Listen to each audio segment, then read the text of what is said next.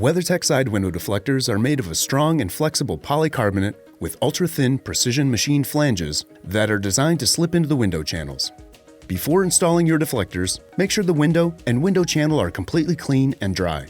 Wrap a paper towel around the flat end of the installation tool and sweep it through the window channel and weather strip, cleaning it of dirt and debris. Then, remove the protective film from the adhesive strip on the deflector flange.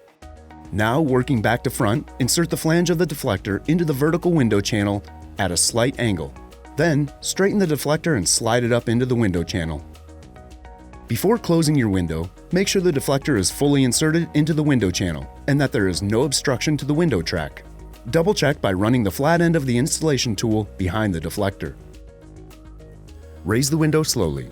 Apply outward tension until the window reaches the threshold of the side window deflector.